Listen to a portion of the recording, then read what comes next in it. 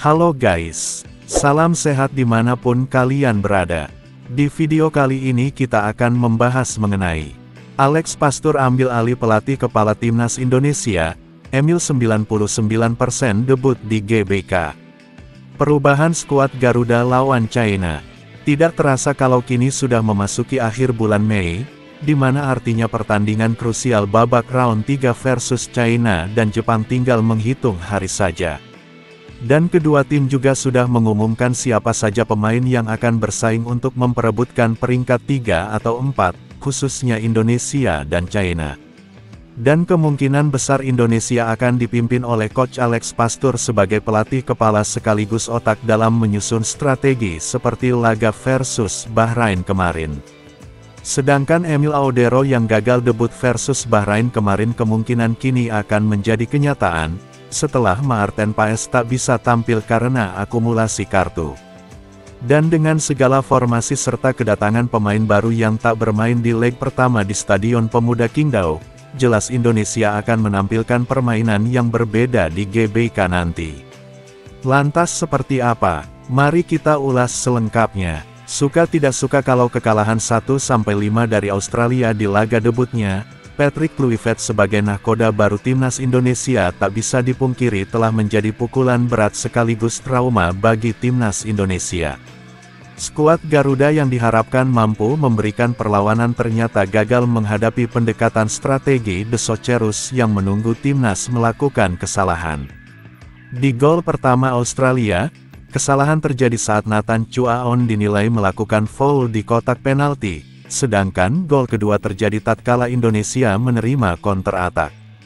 Gol ketiga Tom Haye kehilangan bola di tengah, dan gol keempat dan 5 kita kalah di duel-duel corner kick akibat kurangnya persiapan antisipasi set piece di timnas Indonesia.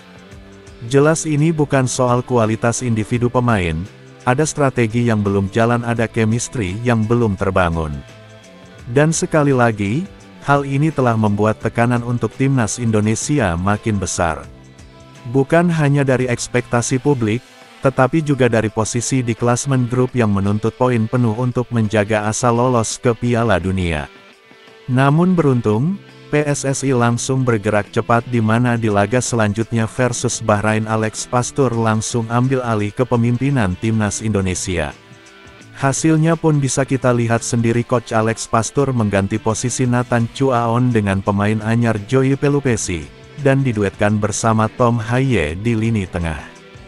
Hasilnya pun memuaskan, Joey Pelupessy tampil gemilang dalam laga tersebut serta Tom Haye lebih leluasa dalam mengkreasikan serangan demi serangan. Alhasil gol semata wayang yang dicetak oleh Romeni dalam match tersebut berasal dari kecerdasan mantan pemain SC Heerenveen tersebut.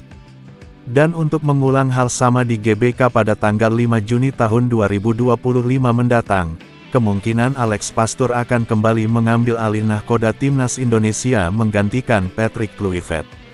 Apalagi Alex Pastur ini terlihat sangat antusias menyambut matchday bulan Juni tahun 2025 mendatang. Di mana hal itu bisa kita lihat ketika dia datang lebih awal dan langsung memantau para pemain Liga 1 antara Persija versus PSS Sleman. Menariknya dalam pemantauannya tersebut Coach Alex Pastur dibuat kagum dengan atmosfer Stadion Maguwo Harjo Sleman yang membara sebagai bentuk protes supporter Sleman kepada manajemen tim. Dan hal itu seketika mengingatkan dia dengan atmosfer GBK yang begitu gila yang tentu saja bisa mengubah suasana bak neraka bagi tim lawan. Momen-momen seperti itulah yang sejatinya membuat Coach Pastur tampak betah berada di Indonesia, meski dirinya sendiri dikabarkan telah mendapatkan tawaran untuk menjadi nahkoda baru Ajax Amsterdam. Kiper utama timnas Indonesia Maarten Paes dipastikan absen saat menghadapi China dalam lanjutan kualifikasi round 3 Piala Dunia 2026 zona Asia yang akan digelar pada tanggal 5 Juni tahun 2025 di Stadion Gelora Bung Karno SUGBK, Jakarta. Kabar absennya kiper asal klub Major League Soccer, FC Dallas itu disampaikan langsung oleh Paes dalam wawancara di kanal YouTube The Highway. Paes harus menepi akibat akumulasi kartu kuning yang diterimanya sepanjang babak kualifikasi. Saya tahu aturan di AFC, saat kita mendapatkan 2 kartu kuning akan mendapatkan sanksi, ujar Paes.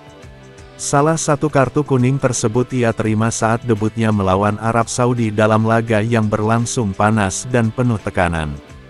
Kami butuh mengulur waktu karena saat itu ada banyak momentum untuk Arab Saudi. Sayangnya saya harus dapat kartu kuning, jelasnya. Dengan absennya Paes, peluang terbuka lebar bagi Emil Audero, kiper anyar timnas Indonesia, untuk melakukan debut sebagai starter di bawah Mister Garuda. Emil sendiri punya kualitas yang tak kalah dengan Maarten Paes dan hal itu dia juga tunjukkan bersama Palermo musim ini. Dan laga kontra China akan menjadi penentu langkah Indonesia di grup C. Saat ini timnas Indonesia berada di posisi keempat dengan 9 poin. Sementara China di posisi ke-6 dengan 6 poin. Kemenangan akan memperbesar peluang Indonesia untuk lolos ke babak selanjutnya. Absennya Ragnar Oratmangun membuat pemain veteran Stefano Lillipali yang kembali dipanggil Patrick Kluivert berpotensi untuk mengisi kekosongan tersebut. Seperti kita tahu, kalau dalam 2 tahun terakhir Lillipali tampil gemilang bersama Borneo FC. Sementara Rafael Struijk kurang memuaskan dalam beberapa pertandingan terakhir. Selain itu di klubnya sendiri dia juga kurang mendapatkan jam bermain. Sementara Ole Romeni menjadi pemain paling menonjol di 2 laga terakhir versus Australia dan Bahrain. Kecepatan kerja keras dan kemampuannya menciptakan ruang memberi harapan baru bagi lini serang Indonesia. Dan 2 gol di 2 laga debutnya seolah mengirimkan sinyal positif jika Indonesia punya sosok yang bisa diandalkan. Selain itu Eliano Reijnders juga yang masuk menggantikan Rafael Struijk di babak kedua juga tampil impresif. Eliano menunjukkan kreativitas visi permainan dan ketenangan yang membuatnya layak mendapatkan perhatian lebih. Selain itu akhir-akhir ini Eliano menjadi salah satu sosok yang tak tergantikan bersama timnya di Eredivisie, Belanda. Bahkan baru-baru ini dia berhasil membawa timnya meraih kemenangan dan Eliano Reijnders berhasil mencetak 1 gol. Bicara soal Ole Romeni, dirinya sendiri telah membuktikan kualitasnya dengan permainan yang menonjol. Melawan Australia dan Bahrain, kecepatannya dalam menusuk pertahanan lawan dan kemampuan duel 1 lawan 1 membuatnya sulit dihentikan. Di posisi sayap kiri atau sebagai penyerang tengah, Ole Romeni bisa menjadi motor serangan yang terus mengancam lini belakang China. Dan kemungkinan pada tanggal 5 Juni nanti, Ole Romeni bakal menjadi daya gedor utama timnas Indonesia untuk mencetak pundi-pundi gol. Patrick Kluivert terpukau dengan Bali United Training Center. Timnas Indonesia akan menjalani pemusatan latihan di Bali menjelang kualifikasi Piala Dunia 2026 babak ketiga. Venue latihan dipuji Patrick Kluivert.